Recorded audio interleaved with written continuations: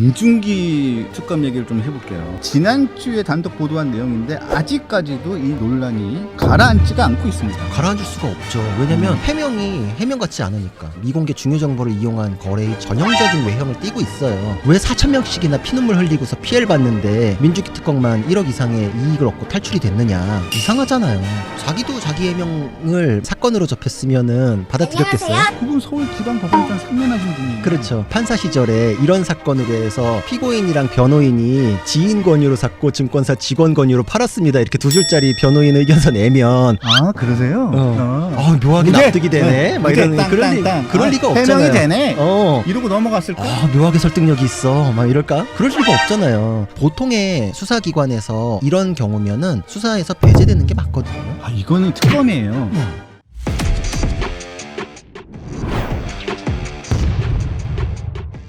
자룡자룡 구자룡 변호사 함께 하셨습니다. 큰 박수 환영해주십시오. 안녕하세요.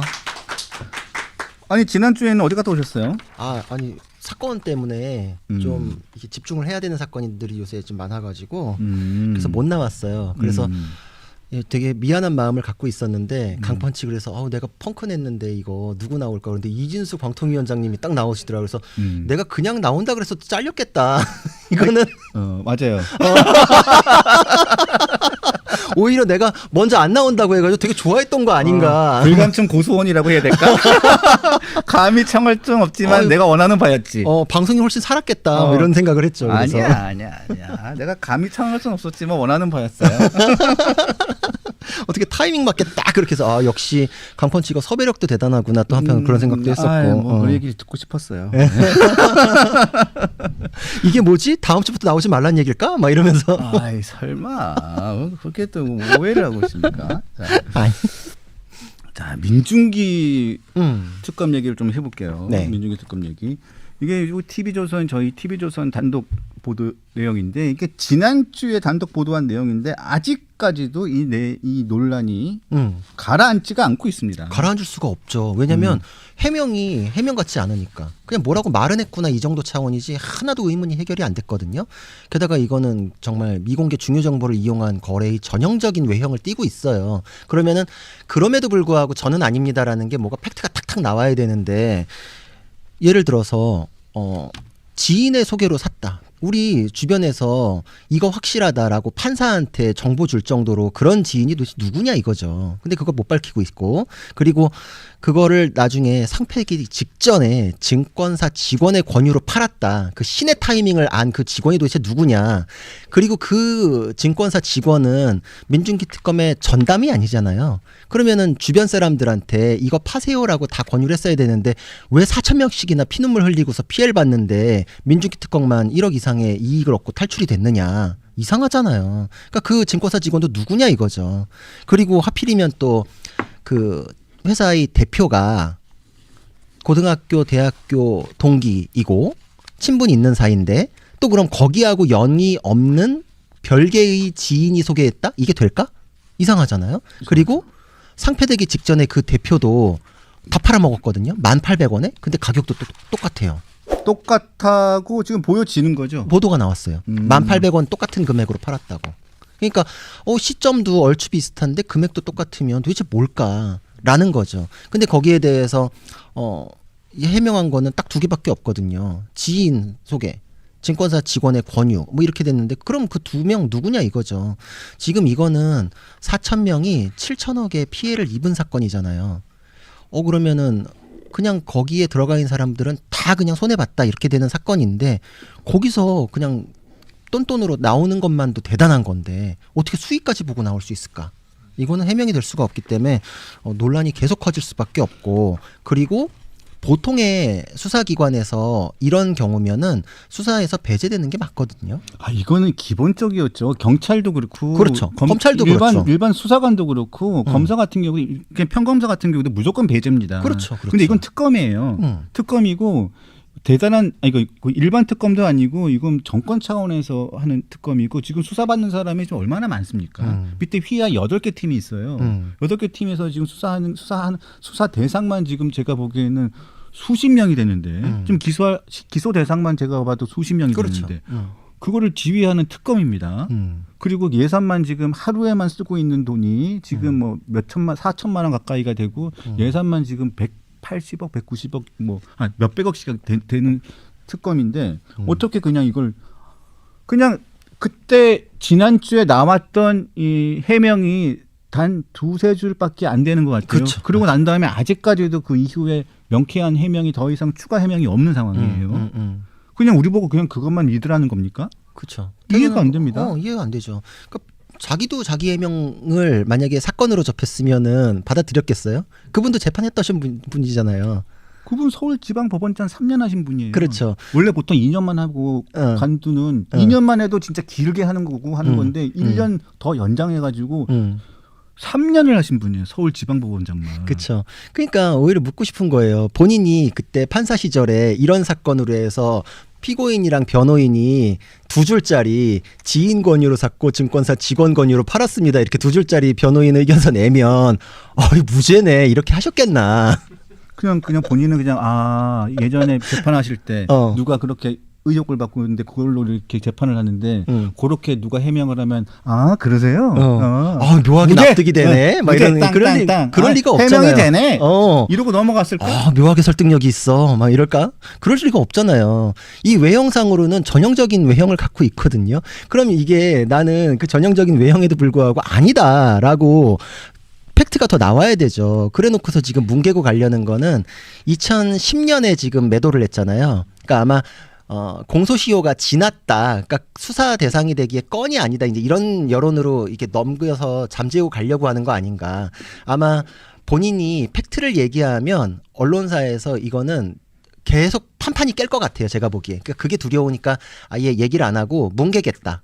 근데 공소시효도 좀 따져봐야 되는 부분이 있거든요. 왜냐면은 주가와 관련된 거는 가장 마지막 거래 시점으로 거래점이 뒤로 한참 밀려요. 그래서 그 공소시효의 기산점이 뒤로 가고 그리고 또 하나는 공범이 있는 경우에는 공범에 대한 재판이 진행 중일 때는 그 다른 공범에 대해서 공소시효가 정지되거든요. 근데 이 대전고 서울대 동기라는 사람이 외국 도망갔다가 다시 들어와서 재판받고 뭐 이런 과정이 있었어요. 그러니까 그 확정된 시점도 한번 따져봐야 돼요. 그 시간만큼 공소시효가 뒤로 밀릴 수 있거든요. 만약에 이제 미공개 중요 정보의 이게 프레임 하에서 이제 판단을 해보자면, 그러니까 이게 지금 무조건 뭐 이건 건이 안 된다거나 뭐 공소시효도 무조건 지났다거나 뭐 이렇게 할 일은 아니다. 공소시효가 몇 년이죠? 이건 보통 이제 10년 기준으로 보는 게 맞을 것 같아요. 10년이에요. 그러니까 이제 이게 지났을 가능성도 있고. 지났을 가능성이 좀 크네요. 왜냐하면 이게 2008년에 주식을 부산 고법 부장판사 시절에 비상장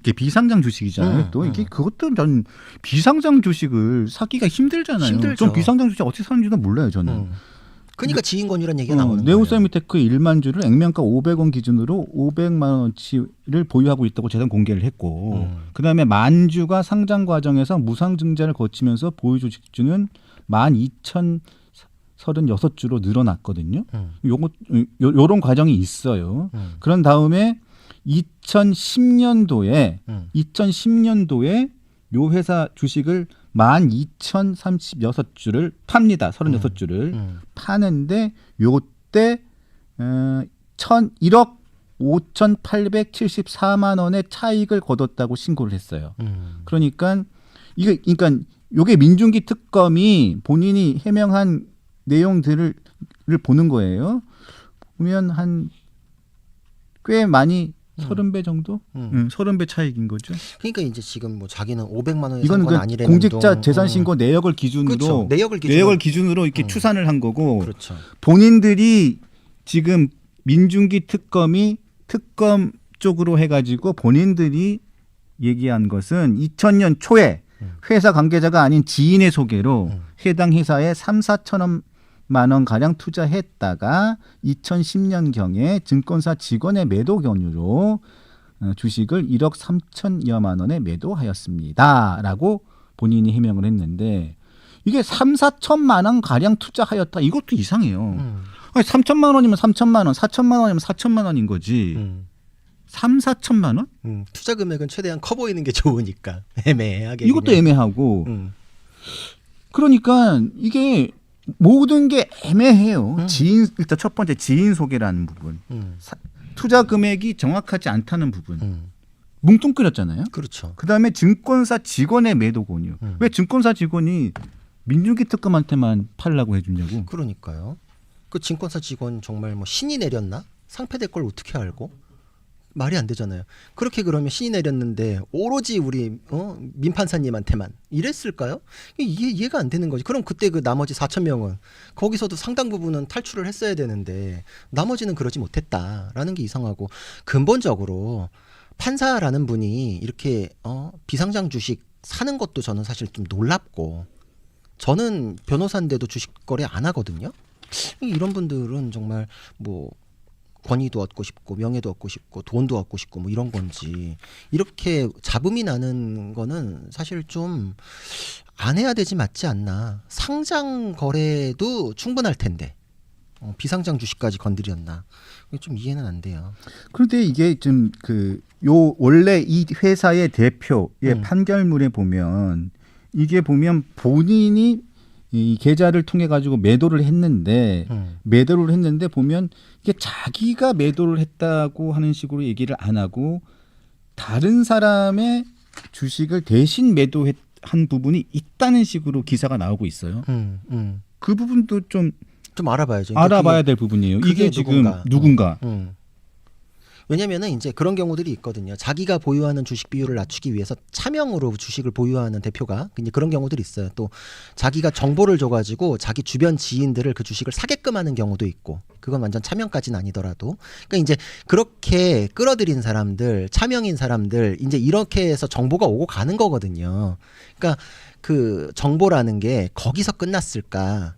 민중기 그 당시 판사에게도 갔을까, 건너라도 갔을까, 직접 갔을까, 이제 이런 거가 그거를 통해서 이제 징검다리로 알게 되는 내용들이죠. 그러니까 판결문을 하나 이제 확인할 수 있는 거는 주변에 대표와 연결돼 가지고 주식 이름으로 들어와 있는 사람들이 많구나.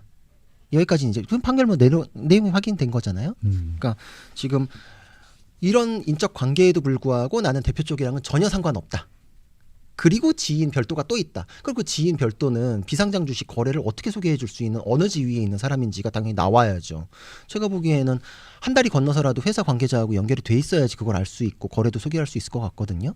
그잖아요. 근데 내가 만약에 이렇게 소개를 받았어. 근데 소개받은 게 내가 고등학교, 대학교 동기인 친한 사람, 그럼 대변에 전화해서 물어보지 않겠어요? 이게 그냥 그쪽이랑 딱 잘라지고서 나는 거기랑은 전혀 모르고 그냥 별도의 사람이 있네? 이거 갖고 설명이 될까요? 이게 여기서 안 끝나는 거죠.